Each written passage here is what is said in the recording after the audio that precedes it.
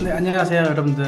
네, 반갑습니다. 발표 제목은 다음과 같이 면접관들은 내 포트폴리오를 보기는 하는 걸까? 라는 제목으로 담아봤어요. 면접관의 입장에서 바라보는 포트폴리오와 면접자가 준비하는 입장에서 바라보는 포트폴리오가 약간은 괴리가 있을 수 있다라는 생각이 들었습니다. 그래서 일단은 오늘은 한번 그 괴리에 대해서 한번 얘기를 해볼게요. 포트폴리오를 왜 준비한다고 생각하세요?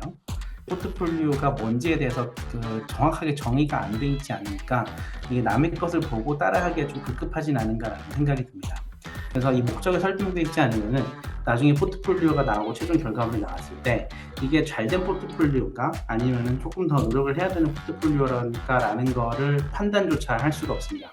여러분들의 강점을 이렇게 보여줄 수 있어야 합니다. 면접관정은 디자이너에게 기대하는 역할이 있고 그 역할을 잘 수행해낼 수 있는 강점이 있는 디자이너인가 라는 것을 검증해 나가는 과정입니다. 디자인 포트폴리오를 보고 나서 이 디자이너는 이거를 잘하는구나, 조직에서 필요로 하는 역할을 잘 수행해낼 수 있겠구나 없겠구나 판단할 수 있게끔 해야 되지 않을까라는 생각이 듭니다. 면접 과정 중에서 면접관은 계속 찾으려고 합니다. 과연 이 디자이너는 뭘 잘하는 디자이너일까? 근데 어떻게 보면 디자이너의 시선은 이 회사에서 뭘 필요로 할까? 나의 강점과 지금 상관없이 뭘 필요로 할까라는 거를 계속 생각을 하면서 자기의 강점을 들여다보기보다는 회사 측으로 시선을 돌리고 계속 추측을 하려고 하는 것 같아요. 그래서 어떻게 보면은 여러분들의 강점에 따라서 그 포트폴리오가 디자인되는 게 아니라 어떻게 하면 잘된 포트폴리오를 찾아서 그거를 따라서 디자인을 하게 할 수 있을까? 라는 거를 좀 고민하는진 않은가라는 생각이 들어요. 좋은 포트폴리오는 남의 포트폴리오를 따라서 만든 게 아니라 본인의 강점이 잘 드러나는 포트폴리오가 가장 좋은 포트폴리오입니다. 그래서 좋은 포트폴리오를 만들기 위해서 가장 중요한 것은 본인이 어떤 디자이너인지 잘 알고 있는가, 그리고 그 강점을 잘 표현해주고 있는가를 아는 게 가장 최우선이라고 생각합니다. 이 강점을 어필해라라고 하면은 여러분들이 보시기에 되게 강점이 독특하고 상당히 유니크하고 본인 아니면 안 되는 그런 강점들을 이야기하는 게 아니에요.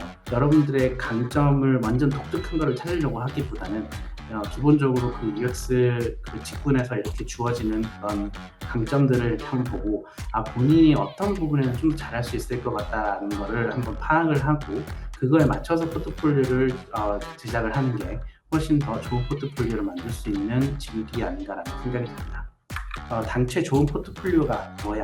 그래서 제가 이제까지 봤던 면접들을 보면서 이 포트폴리오는 괜찮았다 그런 싶은 공통점들을 한번 뽑아서 가져봤습니다. 프로젝트의 흐름은 기본적으로 이거랑 동일하죠. 이 세 개의 어떤 스토리 구조의 흐름이 되게 잘 탄탄하게 이어져 있는가, 이해하기가 쉬운가, 그리고 최종 디자인이 처음에 정의했던 문제들을 잘 해결해냈는가 라는 거를 일단은 가장 기본적으로 보셔야 될 것 같아요. 이 처음에 정의했던 문제랑 마지막 디자인이랑 제대로 잘 연결이 안 되는 경우가 상당히 많아요. 최종 디자인이 잘 했는가 못 했는가를 판단할 때 있어서 처음에 정의했던 문제를 해결하지 못했기 때문에 아무리 좋은 그래픽과 아무리 좋은 비주얼 디자인을 가지고 있어도 처음에 좋은 디자인이라고 판단하기가 어렵게 되는 거죠.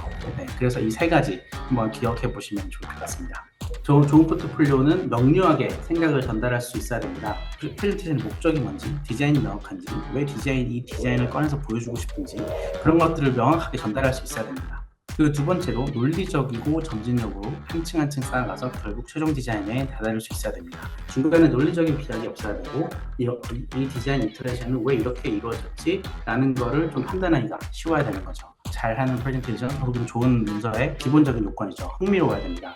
다음 슬라이드가 뭐가 나올지라는 걸 계속 기대하게 만드는 프레젠테이션이 가끔 있어요. 그렇게 그 흥미로운 그 스토리를 이끌어내고 어떻게 이 문제를 해결했는가 그런 것들을 잘 보일 수 있으면 좋을 것 같습니다. 마지막으로 디자인 퀄리티가 좋아야 됩니다. 디자이너의 포트폴리오로서는 상당히 당연한 거죠. 비주얼적으로도 훌륭해야 되고 에이픽셀 그리드라든가 어떤 플랫폼의 성격으로 지켜야 될 것들을 잘 지킬 수 있어야 됩니다. 이제 어떻게 하면은 여러분들이 실제적으로 좀 더 실용적이고 직접 개선에 도움이 될 수 있을 만한 실용적인 내용으로 한번 준비를 해봤습니다. 포트폴리오에서 해야 될 것과 하지 말아야 될 것 이 두 가지로 나눠서 한번 포인트를 같이 한번 가볼 건데요. 내 디자인 포트폴리오는 혹시 이런 게 돼 있나 혹은 이런 게 되어 있지 않나 뭐 이런 것들을 보시면서 보시면 될 것 같아요. 포트폴리오 스트럭처를 제공한다. 그 청중들이 지금 프레젠테이션에서 어느 정도 왔구나 하는 거를 좀 감으로 잡을 수 있도록 도와주면 좋을 것 같습니다. 스트럭처를 딱 제공을 함으로써 지금은 뭐 비주얼 디자인에 집중할 때 아니면 지금은 뭐 흐름에 집중할 때 프로세스에 집중할 때 뭐 그런 것들을 좀 판단하면서 할 수가 있는 거죠. 두 번째입니다. 포인트를 전달합니다입니다. 보통 그 사람들이 디자인 프레젠테이션이라든가 포트폴리오를 만들 때 이 슬라이드의 역할은 무엇인가, 이 슬라이드에서 내가 전달하고 싶은 포인트는 무엇인가, 혹은 이 디자인 그 포트폴리오 섹션에 전달하고 싶은 게 무엇인가라는 거를 잘 정의가 안 된 경우가 되게 많아요. 어떤 포인트를 내가 들어야 되는지에 대해서 살짝 애매한 거죠. 면접관 입장에서 봤을 때. 그렇기 때문에 여러분들은 이 청중이 이 프레젠테이션이 끝나고 났을 때, 혹은 이 슬라이드가 지나가고 났을 때 청중이 어떤 거를 기억했으면 좋겠는지 한번 생각을 해보시면 좋을 것 같아요. 세 번째로 디자인 옵션을 명확하게 프레젠트 해라입니다. 오른쪽에 이렇게 디자인 옵션이 하나가 나옵니다.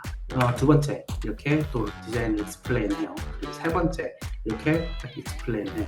여기 이 디자인을 봤을 때 첫 번째랑 두 번째가 같은 디자인의 다른 버전이었구나라는 거를 깨닫게 됩니다.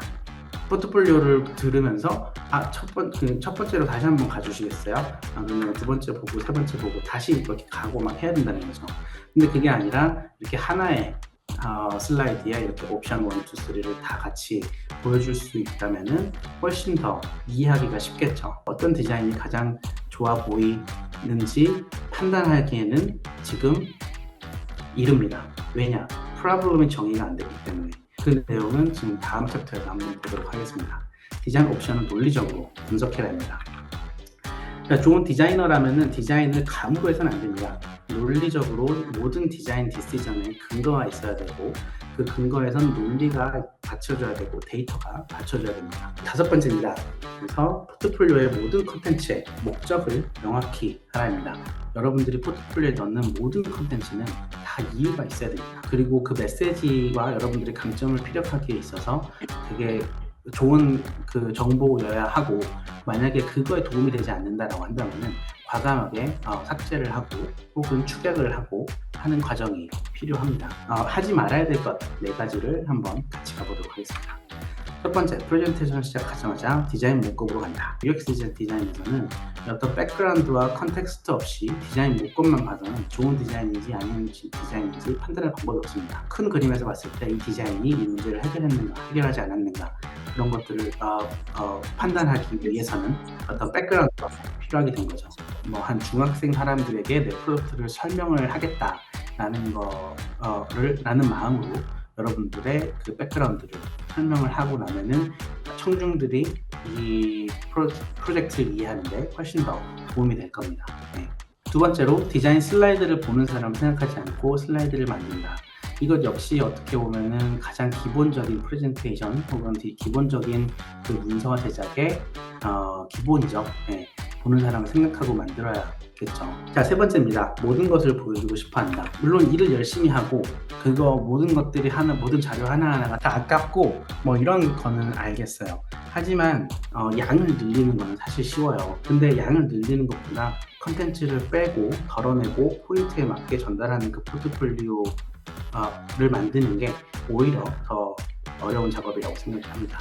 그리고 마지막입니다. 디자인 스토리 간의 연결고리가 명확하지 않다. 여러분들이 그 처음에 정의했던 디자인 문제와 마지막으로 뽑아낸 디자인 결과물이 상당히 좀 명확하게 이렇게 연결고리가 있어야 됩니다. 포트폴리오라는 게 여러분들이 디자인을 하는 데 있어가지고 그 어떤 근거로 인해서 디자인을 했는가, 구체적인 데이터를 가지고 디자인을 했는가라는 거를 상당히 중요하게 보기 때문에 이런 하나하나, 레이어 하나하나가 어떻게 보면 탄탄한 연결고리가 있으면 그 디자인이 자동적으로 이런 근거에 의해서 이렇게 만들었다라고 판단을 할 수가 있기 때문에, 쉽게 면접관들이 볼 수가 있기 때문에 그 디자인은 오히려 또 집중력도 좋아질 거고 흐름도 훨씬 더 매끄럽게 될 거라고 생각이 듭니다. 그 본인의 강점을 최대한 잘 녹여내고 본인의 강점이 잘 전달되는 포트폴리오가 가장 좋은 포트폴리오라고 생각합니다. 모든 포트폴리오 프레젠테이션은 성장의 기회라고 생각하세요. 쉽지는 않습니다. 포트폴리오에 시간도 많이 썼고 어디서부터 어떻게 출발해야 될지도 잘 모르고 그렇긴 하지만 어쨌든 그 상황을 즐기고 이거를 잘하면 우리가 또 성장할 수 있다라는 거를 생각을 하면서 항상 이 성장의 기회를 쟁취를 하기 위해서 포트폴리오 프레젠테이션을 그런 마음으로 포트폴리오를 준비를 하셨으면 좋겠습니다.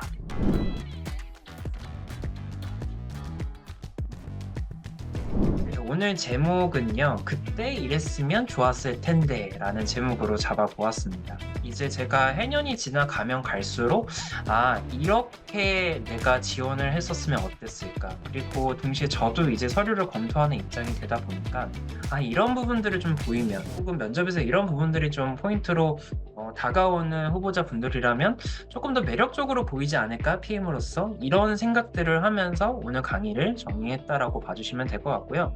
어떤 특정 문제를 우리가 해결하기 위해서 기업이 존재한다라고 보통 이야기를 하죠. 이렇게 문제에 대해서 정의를 내리고 나아가서 문제점에 대한 정의를 살펴보신다면 이걸 기반으로 우리가 앞으로 어떻게 이 문제를 해결해 나갈지에 대한 플랜을 마련하게 됩니다. 자, 그러면 우리가 이러한 기업 운영의 전략 체계 내에서 어떤 사람을 뽑아야 될까라고 한다면, 제가 봤을 때는 이 괴리를 채워줄 사람이라고 저는 생각을 합니다. 기업이 생각하는 어떤 나름대로의 이상적인 모습이 있을 테고요. 그 다음에 현재 시점에서 봤을 때 우리 기업은 아직은 뭔가 부족해, 뭔가 약간 이런 것들을 채워야 되겠어 라고 하는 이 괴리가 있을 거란 말이죠. 그러면 이 괴리를 채워주는데 어떤 사람이 가장 적합할까를 보면서 소위 말해서 채용을 진행한다라는 것을 의미를 합니다. 그러니까 어떤 인재를 기업에서는 보고 싶어 하느냐, 문제 해결을 잘하는 사람, 문제 해결 역량이 뛰어난 사람이고요. 그리고 두 번째, 이거를 혼자서 하는 사람이 아니라 함께 해본 사람을 찾겠죠. 그래서 우리가 소위 말해서 협업이 필요한 거라고 생각이 들고요. 자, 그러면 우리가 이러한 역량을 잘 가지고 있는 사람이다 라는 거를 표현하기 위해서는 잘 정리를 해야겠죠. 무엇을 정리하느냐? 내 경험을 정리를 해야 될 거예요. 그래서 제가 오늘 말씀드리려고 하는 SBI는 앞서 말씀드렸던 기업이 원하는 역량을 가지고 있는 인재라는 것을 보여주기 위해서 나의 경험을 어떤 방식으로 정리해야 될지에 대한 템플릿이라고 보시면 됩니다. 첫 번째는 시츄에이션, 두 번째는 비헤이비어, 마지막 세 번째는 임팩트입니다. 자, 먼저 시츄에이션은요, 프로젝트의 문제 배경입니다. 자, 그러면 이 시츄에이션 영역에서 정리를 하게 됐더니요, 첫 번째 프로젝트의 이름, 그 다음에 이 프로젝트가 왜 발생했는지, 이걸 왜 진행하게 됐는지에 대한 배경, 여기서 맞닥뜨리게 된 만약에 문제가 있다면 그 문제가 무엇 때문에 발생되게 됐는지에 대한 원인을 기재를 합니다. 이 세 개는 필수 항목이라고 보시면 돼요. 이후에 여러분들께서 혹시 이것과 유사한 기존의 문제를 뭔가 맞닥뜨렸던 적은 없었는지 같이 정리를 해두셔도 좋고요. 그리고 마지막, 그리고 이 문제를 해결하는 데 있어서 A라고 하는 대안과 B라고 하는 대안이 상충되는 상황이 설정되었다고 한다면 이것도 같이 정리를 해두시는 게 좋습니다. 자, 그리고 비헤비어는요, 앞에서 보셨던 이 문제 상황을 이제는 해결을 해야겠죠. 그래서 어떻게 해결했는지에 대해서 구체적으로 정리를 해놓은 영역이 됩니다. 문제를 해결하는 중에서의 나의 역할은 뭐였는지, 내가 설정한 해결 방법과 달성하고자 하는 목표, 이 두 가지를 또 작성하게 되고요.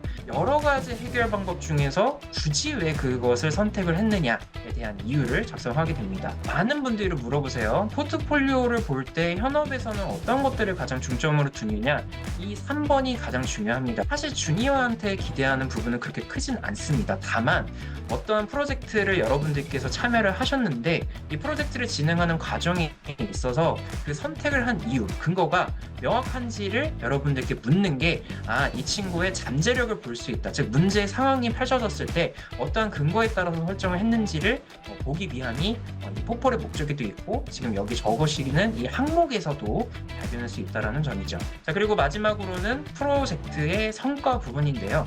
정성적인 부분, 정량적, 그리고 레슨런, 이렇게 세 가지로 구성이 됩니다. 그래서 정리를 하면 내가 어떤 경험값이 있는데 그 경험값을 여기 보고 계신 SBI라고 하는 프레임에다가 투영을 시켜서 한 번 더 재구성해서 노션이나 아니면 구글 스프레드시트와 같은 나만의 경험 정리 아카이브에 이것들을 채워 넣으시는 게 핵심이라고 볼 수 있겠죠. 내가 내 경험을 정리해 본다라는 것, 즉 면접관의 입장이나 제3자의 관점에서 객관화한다라는 게 얼마만큼 중요한지를 여러분들께 설명을 드리는 거고요. SBI는 내 경험을 객관화하는 데 있어서의 단초 역할을 하게 됩니다. 그래서 SBI를 이렇게 여러분들께서 기본 구조를 가지고 내 경험을 정의하신 다음에 한 번 더 여기서 예상될 수 있는 질문들은 무엇이 있는지를 한 번 더 여러분들이 생각하시는 연습을 하시는 게 가장 좋은 아마 이 채용 준비이지 않을까라는 생각이 듭니다. 많은 분들께서 늦은 시간까지 이렇게 참여해 주셔서 너무너무 감사드립니다. 모든 분들 정말 감사드리고요. 여러분의 앞으로의 성장을 또 늘 함께하며 진심으로 응원하는 패스트캠퍼스 그리고 캠프콘이 되겠습니다. 네, 다음 달에도 마지막 주 화요일에 찾아오니까요. 7월에 또 뵙도록 하겠습니다. 여러분 모두 좋은 밤 되세요. 고생 많으셨습니다.